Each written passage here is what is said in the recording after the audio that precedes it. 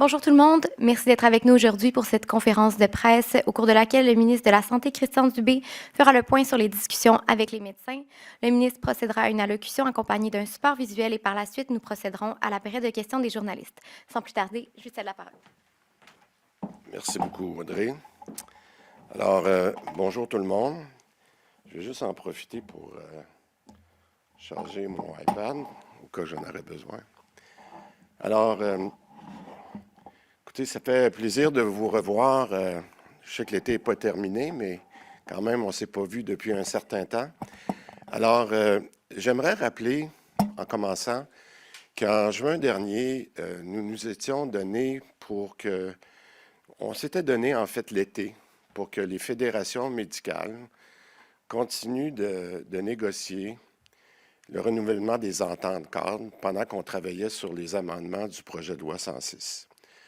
Je veux remercier, avant d'aller plus loin, ma collègue au Trésor, Mme Lebel, qui est responsable de la négociation, mais aussi toute l'équipe de négociation qui ont été disponibles tout l'été. Puis je pense que c'est beaucoup de travail, puis il faut le reconnaître. Alors, j'apprécie beaucoup leur contribution.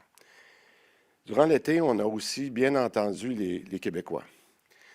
Le message est clair. Le message des Québécois il est très clair. Vous voulez avoir un accès à un médecin ou à un professionnel de la santé, mais au moment où vous en avez besoin. Puis les Québécois sont derrière nous pour améliorer non seulement l'accès, mais aussi la qualité des soins. Et ça, le mot qualité, je l'ai entendu souvent. Et ils nous le disent. On a publié un sondage la semaine dernière. 75% des Québécois sont d'accord pour évaluer la performance et la qualité des soins qui sont donnés par les médecins. Alors aujourd'hui, je trouvais donc très important de vous donner leur juste sur ce qu'on demande aux médecins. Malheureusement, tant que le PL 106 est sur la table, le projet de loi qu'on a déposé en avril dernier, les deux fédérations ont refusé de déposer des contre-propositions formelles sur les dépôts que nous avons faits en mars dernier. Donc, les deux fédérations ont refusé en raison du PL 106. Par contre, nous allons continuer de mettre l'avant les solutions qui servent d'abord les patients. Et je vais passer chacune des deux fédérations, si vous permettez. Premièrement, pour les médecins de famille.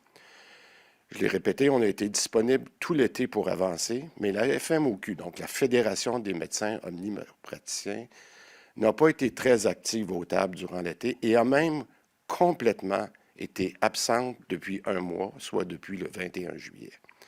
Puis leur entente, je le rappelle, est échue depuis 2023, c'est-à-dire plus que 2 ans, et on propose de la renouveler pour 5 ans. Puis je vais vous donner quelques éléments clés de ce qu'on propose pour les médecins de famille. Premièrement, comme il est demandé depuis longtemps, c'est un mode de rémunération qui est plus simple que 3 composantes. Premièrement, moins d'actes. En ce moment, dans la rémunération, il y a à peu près 5 000 actes qu'un médecin peut charger. Et on veut ramener ça à une dizaine d'actes. C'est un changement majeur. Quand on parle de simplification, c'est majeur. Deuxième composante de la nouvelle rémunération, c'est ce qu'on appelle la capitation, plutôt que ça soit des forfaits. Qu'est-ce que ça veut dire? C'est qu'il y a une partie du paiement qui est liée à l'engagement formel de voir un nombre de patients. Deuxième gros changement. Troisième changement, puis ça, c'est demandé beaucoup, c'est un tarif horaire pour mieux représenter le travail qui est effectué, par exemple, pour les cas plus complexes. Ce qu'on demande aussi, c'est qu'on veut maintenir l'enveloppe actuelle. L'enveloppe, c'est l'enveloppe de rémunération qui est fixée par le Trésor à chaque année. En ce moment, cette enveloppe-là, elle est de 3 milliards, mais en ajoutant des cibles. C'est-à-dire qu'on veut respecter l'enveloppe de 3 milliards, mais on dit on va y ajouter des cibles. Donc, ce qu'on souhaite, c'est qu'une portion de la rémunération du 3 milliards soit liée à l'atteinte des résultats de qualité dont je parlais tout à l'heure. Alors, je vais vous donner des exemples pour être concret. Le premier exemple qui me vient en tête, c'est de connaître la satisfaction des patients. Et la satisfaction des patients, je vous donne des exemples. C'est quoi? Une vraie prise en charge de l'ensemble de la population. Vous m'avez souvent entendu parler qu'il y a 1,5 million de Québécois qui n'ont pas un accès réel à un médecin de famille ou à un professionnel de la santé. Mais ce qui m'inquiète encore plus, c'est que de ce 1,5 million-là, il y a environ 200 000 patients qui sont dits vulnérables, c'est-à-dire, entre autres, avec des maladies chroniques. Alors, ce qu'on vise notamment, puis je l'ai dit souvent, c'est de prendre en charge toute la population du Québec, mais en priorisant les plus vulnérables d'ici 2026. Deux autres exemples de changements qu'on demande aux médecins de famille. Je ne veux pas en oublier. Plus de rendez-vous accessibles en dehors des heures régulières. J'en ai parlé au début de l'été. Aujourd'hui, moins de 10 des rendez-vous sont offerts le soir et les fins de semaine dans les GMF. Ce qu'on vise avec les nouveaux contrats de GMF, c'est notamment de hausser, GMF, groupe de médecine familiale, je m'excuse, c'est notamment de hausser cette proportion-là de façon substantielle, à 15 à 20 pour être sûr que les Québécois qui en ont besoin au bon moment. Alors, je vous donne un exemple. Julie, j'aurais pu parler de Suzanne, j'aurais pu parler de Jean, mais Julie. Julie, 47 ans, elle est diabétique, donc maladie chronique. Un vendredi soir, elle souffre d'une douleur à la jambe. Aujourd'hui, elle doit attendre au lundi matin pour un rendez-vous ou aller à l'urgence, parce qu'elle n'a pas de rendez-vous disponible. Avec ce qu'on propose, qui est souhaité, c'est que non seulement son GMF s'engage à être ouvert en soirée, vendredi soir, mais surtout qu'un médecin ou un professionnel de la santé soit disponible à la GMF pour répondre en temps opportun. Elle pourrait voir à ce moment-là une infirmière rapidement qui pourrait communiquer avec son médecin au besoin et qui pourrait ajuster le traitement. Un autre exemple que j'ai entendu souvent, c'est le fait que les médecins de famille reçoivent présentement une prime de 30 lorsqu'ils travaillent en GMF, encore une fois dans nos cliniques, des groupes de médecine familiale. Et ça, ce 30 %-là devrait servir à payer les frais administratifs qu'ils ont dans une clinique. Maintenant, nous, ce qu'on veut, c'est que ce 30 %-là soit payé directement au GMF et non au médecin, plutôt qu'une prime soit, et pour qu'elle ne soit pas conservée à la discrétion des médecins comme une rémunération.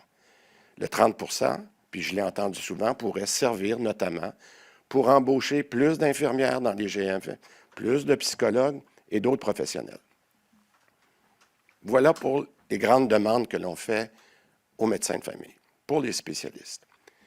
De son côté, la FMSQ a eu plusieurs rencontres cet été, beaucoup plus qu'avec les médecins de famille, mais pour des raisons qui leur appartiennent. Puis je fais attention, elle n'a pas fait non plus de contre-proposition formelle et a demandé spécifiquement, ça peut paraître surprenant, mais a demandé dans les derniers jours de ne pas recevoir de nouveaux dépôts. Il y a sûrement un lien avec le PL 106. Par contre, nous avons été à l'écoute et nous sommes prêts à leur transmettre une proposition actualisée à celle qu'on a faite en mars, un peu la même chose que l'on a fait hier pour la FMOQ. Maintenant, qu'est-ce qu'on demande aux spécialistes? Même chose. De maintenir leur enveloppe actuelle, qui est environ de 5 milliards, mais aussi conditionner une partie du versement à des résultats concrets pour les patients. Je vous donne des exemples de cibles, des cibles claires. En ce moment, vous savez, j'ai souvent parlé des listes d'attente pour les chirurgies, des retards de plus qu'un an. Ce qu'on veut, c'est que 99 %, il faut garder une marge de manœuvre, 99 % des chirurgies soient réalisées en moins d'un an. Mais malgré une baisse des listes d'attente, parce qu'on l'a vu, j'en parle souvent, dans la dernière année, il reste encore 6 000 patients en attente d'une chirurgie de plus qu'un an. On veut éliminer cette liste-là. On est capable de le faire. Deuxième demande, je veux réduire les délais pour les consultations avec un spécialiste. J'en ai parlé souvent. Ça, c'est ce qu'on appelle le CRDS, le Centre de rendez-vous pour un spécialiste. Par exemple, vous le savez, puis c'est disponible dans nos tableaux de bord, il y a certaines spécialités qui ont plus de 2 ans d'attente, par exemple, pour un dermatologue. Ce n'est pas acceptable. Une autre demande. On veut plus de disponibilité pour un médecin spécialiste dans les heures défavorables. Même chose que pour les médecins de famille. Je parle surtout ici des consultations et non des chirurgies, autant dans les cliniques que dans les urgences. Être sûr que le médecin spécialiste est à l'urgence au moment où on en a besoin. Mais au-delà des cibles, il faut aussi corriger certaines erreurs, certaines incohérences qui ont été ajoutées au fil des ans des dernières négociations. Je vous donne 2 exemples. Premièrement, les spécialistes sont plus payés lorsqu'ils voient un patient qui est référé par un médecin, par opposition à une référence d'un autre professionnel de la santé, par exemple un physiothérapeute. Pourquoi? Ça s'est fait comme ça, puis il faut le changer. Il faut aussi mieux organiser le travail. Par exemple, en permettant à un anesthésiste, on a besoin d'un anesthésiste dans nos salles de chirurgie, mais en permettant à un anesthésiste de superviser 2 salles d'opération à la fois. Vous allez me dire, pourquoi? Bien, ça se fait partout ailleurs au Canada et ça se fait de façon sécuritaire. Il faut aller chercher ces nouvelles pratiques-là. Et voilà, c'est un élément important. Un autre commentaire de ce qu'on demande. On doit rééquilibrer la rémunération entre certaines spécialités et notamment pour les spécialités à prédominance féminine. Qu'est-ce que ça veut dire? Je pense entre autres à la pédiatrie, à l'obstétrique, à la dermatologie que je viens de nommer, où l'écart entre les différentes spécialités, il y a 36 spécialités, est très grand. Moi, je pense qu'il est important de noter que malheureusement, puis je dois le dire aujourd'hui parce qu'il y a eu des nouvelles qui ont été données au cours des dernières heures, puis ça me dérange beaucoup, je vais être honnête avec vous, que la FMSQ, malheureusement, en plus de faire des moyens de pression, elle fait des moyens de pression sur l'avancement du dossier de santé numérique en ne participant pas à sa mise en œuvre pour le moment.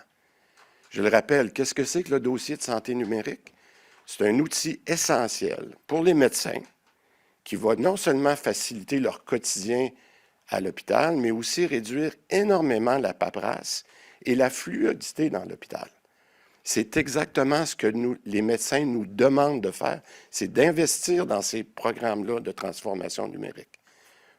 Le DSN, qu'est-ce que ça veut dire pour les patients? Ça veut dire avoir un dossier de santé numérique. Ça veut dire arrêter de répéter son histoire à chaque professionnel lorsqu'on fait différentes visites et d'avoir facilement accès à un dossier médical qui est à jour.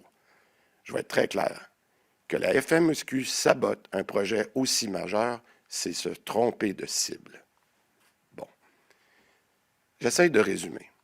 Qu'est-ce qu'on demande aux 2 fédérations? Que la rémunération globale soit assujettie à un ajustement maximum de 25 %. Et je veux être très clair ici, parce qu'on a entendu beaucoup de chiffres. On dit qu'on va baisser leur rémunération de 25 %. Ce n'est pas le cas. Parce que dans les faits, premièrement, j'ai dit jusqu'à 25 %. S'il y a une négociation, s'il y a une discussion, c'est jusqu'à 25 %. La loi va dire jusqu'à 25 %. Mais dans les faits, et c'est très clair dans la loi qu'on a déposée avec le PL 106, il y a une portion importante de cet ajustement-là qui est payée peu importe l'atteinte des résultats. Vous allez me dire pourquoi vous mettez des cibles. Bien, parce qu'on fait confiance au jugement des directeurs médicaux. Directeur médical régional, c'est ce qu'on appelle anciennement les DRMG, maintenant les directeurs de médecine familiale ou les directeurs de médecine spécialiste. On fait confiance à leur jugement pour faire des ajustements à certains médecins pour tenir compte de situations particulières, puis je pense entre autres dans certaines régions. Donc, ça ne sera jamais, même si c'était 25 %, ça ne sera jamais plus que la moitié parce qu'on va laisser un droit de regard aux directions médicales régionales. Très important. Maintenant, moi, je vous dis en résumé ce qu'on demande. Je vous donne en résumé ce que j'entends des fédérations. L'essentiel de leur position, je ne vais pas en oublier, c'est un refus total de discuter du mode de rémunération qu'on propose dans la loi 106. Puis pourquoi? Parce que le projet de loi permet au gouvernement de déterminer des principes. Puis des principes, je vous en ai donné un, de lier la rémunération à des cibles. Ils sont complètement contre ça. Ce qu'ils veulent, c'est le statu quo. Que tout soit négocié, donc que tout changement soit rémunéré. Je vous donne un exemple. Comment faire pour réduire une liste d'attente en chirurgie? Si je veux réduire la liste d'attente en chirurgie, il faut que je m'assoie avec eux et qu'on discute des primes de fin de semaine. Exemple. Bon, maintenant, à titre d'information, les spécialistes ont affirmé publiquement au cours des derniers mois qu'ils voulaient une augmentation de leur enveloppe, sans engagement ferme sur des résultats pour leurs patients. C'est important à dire, là, c'est déjà une enveloppe de 5 milliards, puis ils veulent une augmentation sans lien à des objectifs clairs et qui ont un impact sur la rémunération. De notre côté, je vous ai dit qu'est-ce que les fédérations demandent, qu'est-ce que le gouvernement offre. Non seulement je veux relier une partie des cibles demandées aux médecins, mais je veux relier la rémunération des gestionnaires de Santé Québec aux mêmes cibles. C'est important. Là, on a des gestionnaires, puis on va avoir ces discussions-là avec eux, qui ont été engagés à Santé Québec il y a plus qu'un an. Et je voudrais qu'il y ait un mariage des cibles qu'on demande aux médecins avec une partie des cibles qui est demandée à Santé Québec, pour être sûr que les salles d'opération sont ouvertes au bon moment, etc., etc. Puis j'aimerais rappeler que lorsqu'on a fait le projet de loi 15, c'était notre vision. Dans les dernières années, dont le projet de loi 15, dont le projet de loi qu'on a fait pour donner plus de place aux pharmaciens, plus de place aux IPS, dans les dernières années, on s'est donné énormément de leviers qui permettent justement aux gestionnaires médicaux de mettre les priorités aux bonnes places pour mieux coordonner ce que j'appelais tantôt, par exemple, l'organisation des soins, l'ouverture des salles d'opération, pour justement permettre aux médecins de pratiquer de façon plus efficace. Et je rappelle qu'au cours des derniers mois, on a beaucoup écouté les experts. Puis, dans les changements qui sont proposés, ça s'inscrit en cohérence avec toutes les actions qu'on a faites depuis le dépôt du plan santé, les éléments de ce que j'ai parlé tout à l'heure, des différents projets de loi qu'on a mis en place, mais surtout d'une politique de la première ligne qui va être finalisée cet automne. En conclusion, écoutez, je sais que ce qu'on demande aux médecins, c'est une petite révolution dans leur façon de faire. Mais je le rappelle, moi, je n'ai rien contre les médecins. C'est pour les patients qu'on fait ça. C'est une grande révolution pour améliorer l'accès. Ce que je vous ai présenté aujourd'hui, c'est ça que ça veut dire, travailler différemment. Ça ne veut pas dire travailler plus fort, ça veut dire travailler différemment pour être capable, entre autres, d'utiliser des nouveaux outils que tout le monde reconnaît à travers le monde, qu'on peut travailler différemment. Puis je pense, entre autres, aux outils numériques comme l'intelligence artificielle. Alors, pour être capable d'inclure des principes aussi simples que lier la rémunération à des résultats et au besoin d'avoir une approche collective, c'est pour ça qu'on doit modifier la loi. Puis on a besoin d'un projet de loi pour changer les choses en profondeur comme jamais auparavant au Québec. Alors, depuis le début, je le répète, on a été à l'écoute pour améliorer les propositions, mais on va être ferme sur les principes que j'ai expliqués. Ferme parce que c'est ça que la population veut qu'on fasse les changements. On s'était donné l'été, je l'ai dit tout à l'heure, on s'était donné l'été pour que les négociations se poursuivent, mais malheureusement, force est de constater que jusqu'à maintenant, ça n'a pas avancé autant qu'on voulait, mais c'est pour ça que je suis ici. Je suis ici aujourd'hui, au mois d'août. Je le dis avec un peu d'humour, l'été n'est pas fini. Et j'aimerais ça que les fédérations, les deux fédérations, soient aux tables dans les prochaines semaines. Parce qu'il faut être capable de recevoir de leur part des propositions constructives.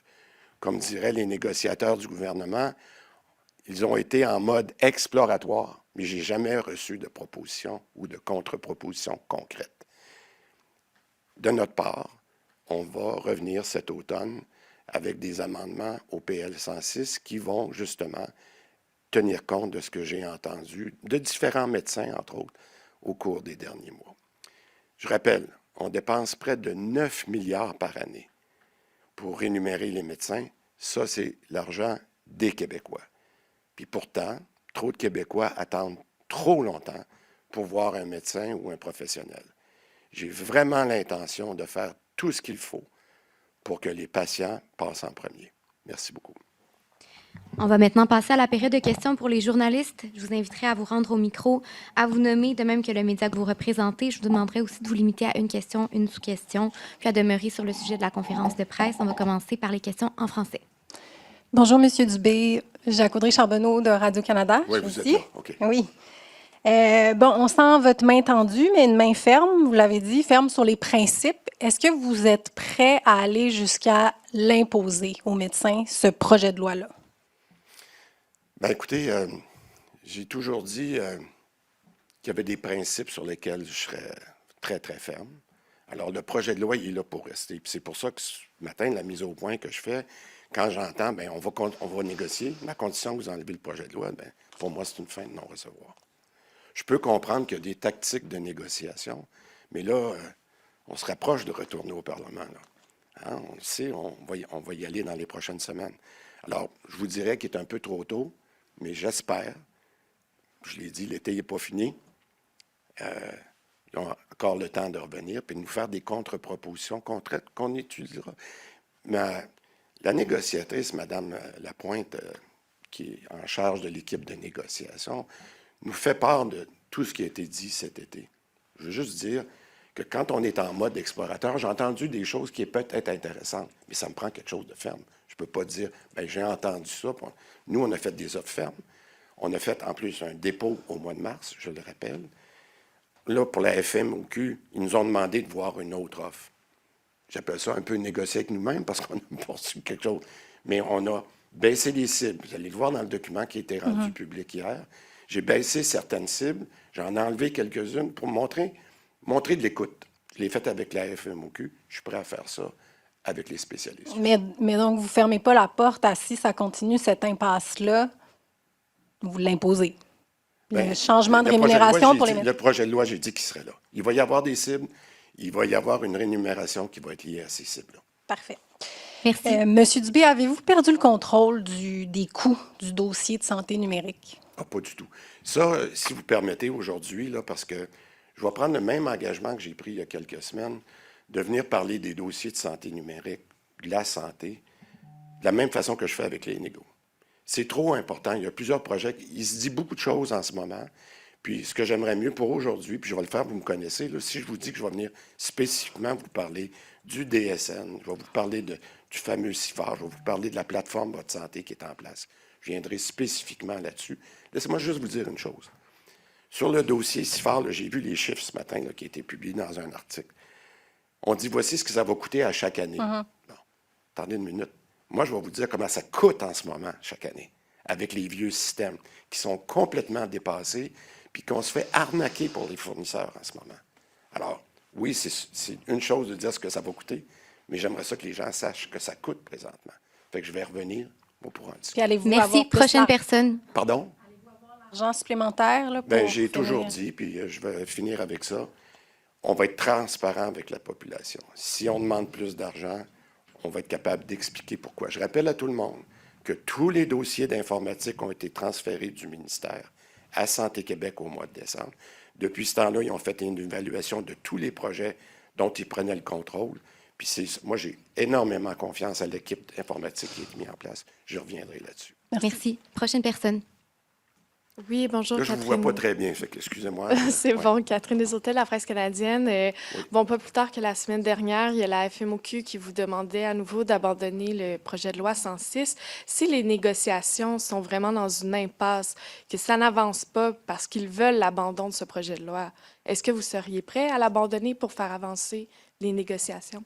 Non, Non? non. Hors de Je question. peux accommoder à l'intérieur du projet de loi. Et je vous ai expliqué, je pense, dans la présentation que vous avez, là, puis je pense que j'ai essayé de donner des exemples. Il y a des éléments du projet de loi, puis c'est pour ça que je dis que je suis ouvert à faire certains amendements. Mais le principe du projet de loi, non, ça, on ne changera pas. Puis, qu'est-ce que vous répondez justement aux deux fédérations qui disent que ce projet de loi-là va faire en sorte que ça va devenir de la médecine fast-food, qui n'auront pas assez de temps Que je à suis pa- content d'avoir la question. Que je suis content d'avoir Que leur la question. répondez-vous? C'est tout à fait le contraire de ce qu'on demande. Ça, là, je vous donne un exemple. Pourquoi vous pensez qu'on a rajouté à la composante de rémunération le taux horaire? Moi, j'ai entendu en ce moment, qu'est-ce que j'entends des Québécois Québécois disent, hey, si tu plates, là, le gap, c'est le fun, mais je peux aller pour un rendez-vous, un bobo. Le médecin dit, un bobo, reprends un autre rendez-vous. Ça, c'est de la médecine fast-food, pour être capable de passer plus de patients. Ce qu'on dit au contraire, non. Si c'est un patient qui a un besoin, est-ce que la rémunération que vous avez peut tenir compte justement qu'une personne peut avoir un problème plus complexe qu'un autre? Et si le dollar qui est payé pour l'acte, donc pour le rendez-vous, est-ce qu'il pourrait être complété par une rémunération horaire supplémentaire pour tenir compte de cas plus complexes? C'est ce que je viens de vous dire tantôt. C'est tout à fait le contraire. Moi, ce que je veux, c'est pas de plus de volume. Tout ce que je veux, c'est plus des rendez-vous de qualité. Prochaine personne, merci. Marc-Antoine Lemoignant pour TVA. Vous voulez vous attaquer donc à la rémunération des médecins ou plutôt revoir la manière de faire. Est-ce que ça pourrait inclure l'incorporation des médecins? Voulez-vous y toucher? Bien, quand on parle de bombe atomique, là, ça, c'en est une.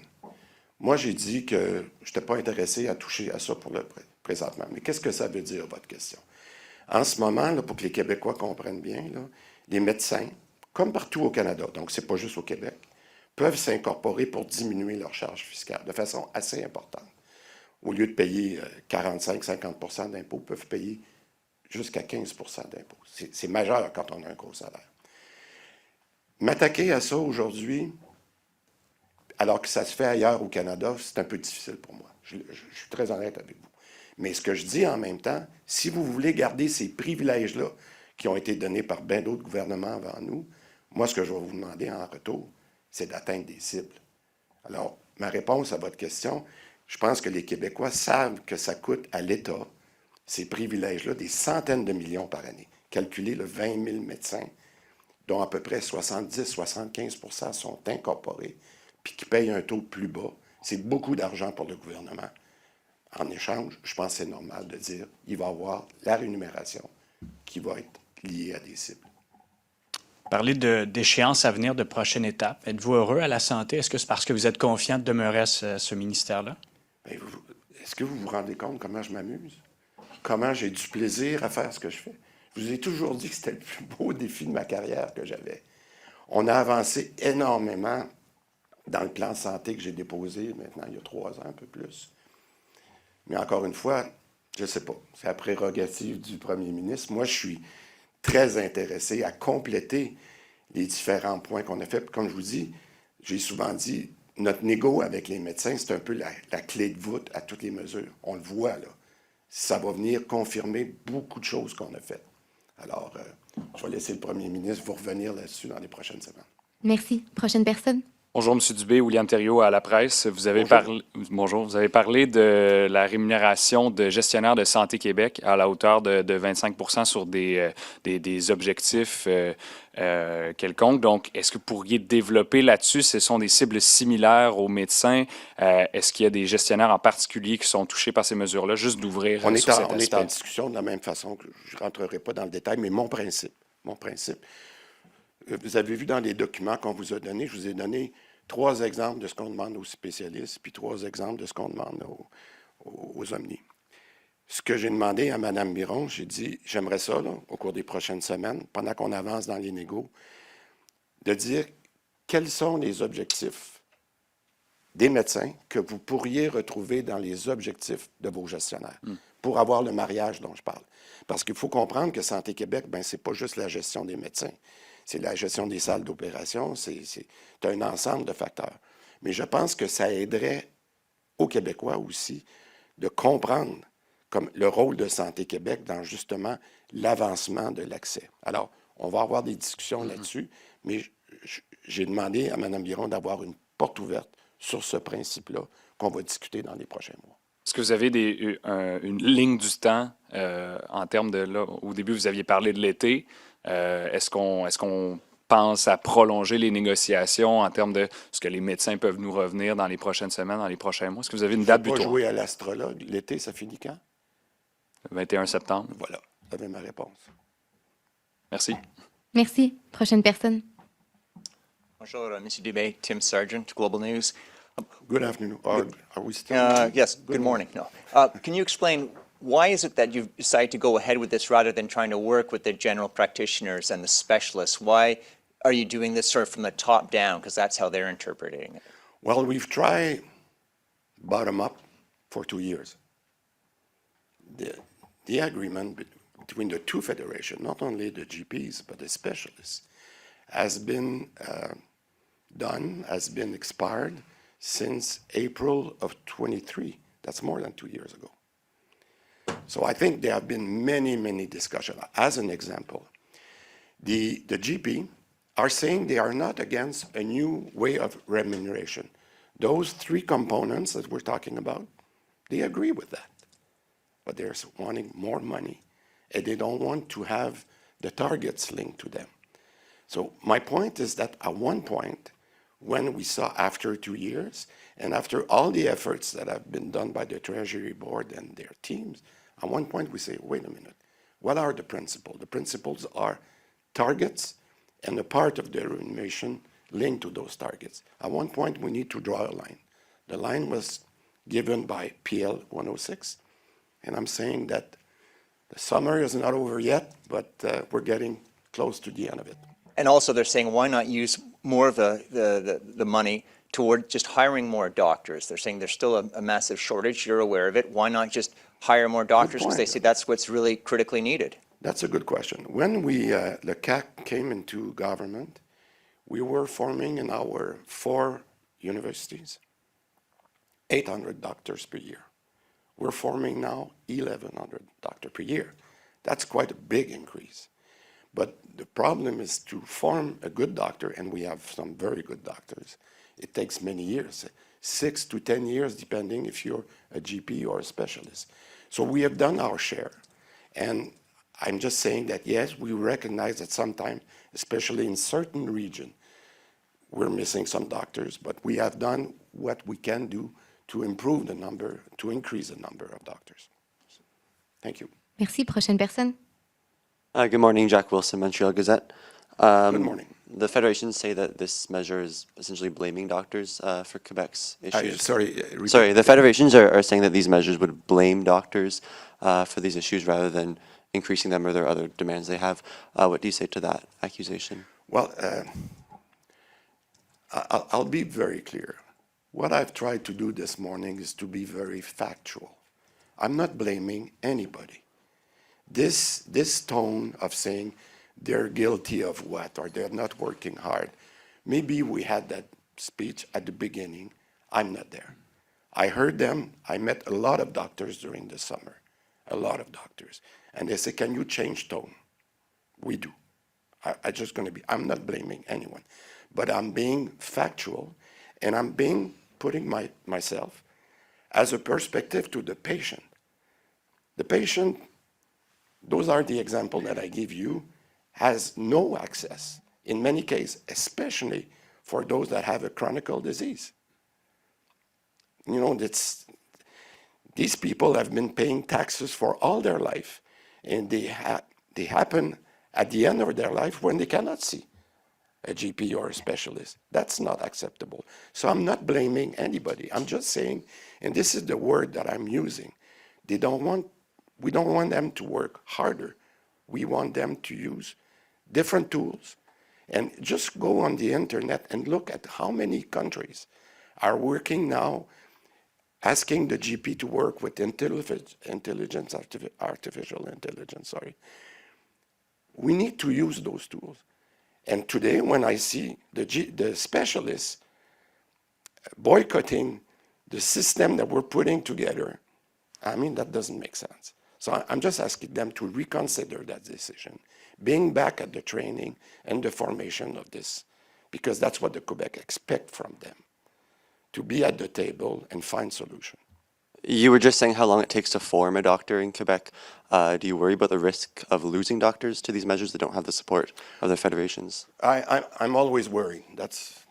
But one thing that I said to many doctors that I've seen this summer, because I've been touring some JMF and I've been in certain hospitals, I think that they're telling me, let's be reasonable in your demand and change tone. I'm doing both. So I lower the expectation on certain of those targets. you will be able to see that. I'm just saying that we're doing our share. I would like the doctors to do theirs. Merci. Prochaine personne. Hello, Paula Empress with CBC Montreal.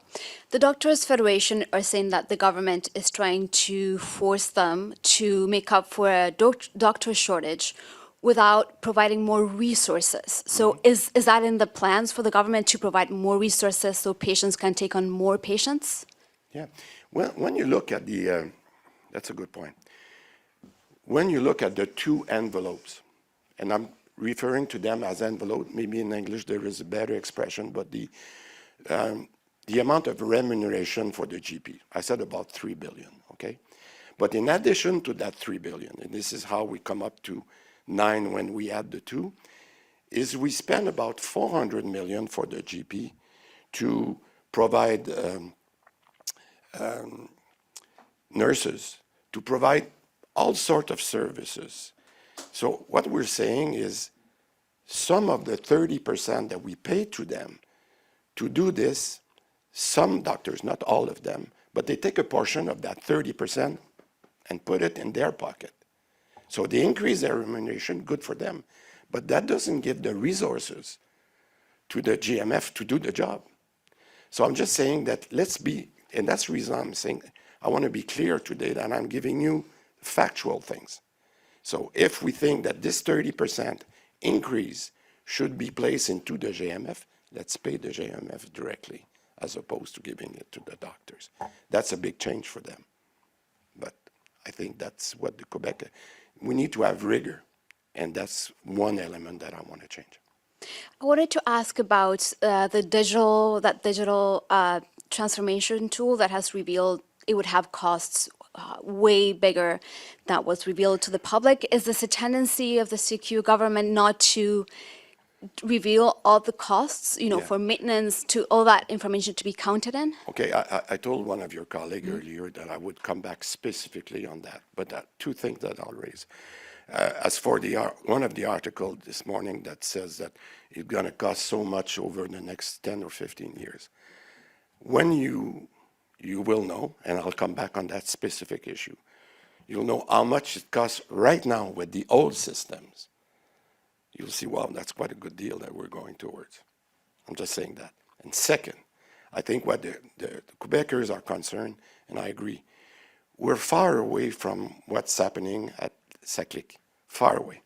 I think when the decision that I made 2 years ago, when after the pandemic, we look at all the projects that we had in IT, I said one thing, we don't have a good team. I'll be very clear, and we laid off some people that were in charge of projects. We did that. So when we created Santé Québec, I said one of my first goals is to have a very good team in IT. We have that now.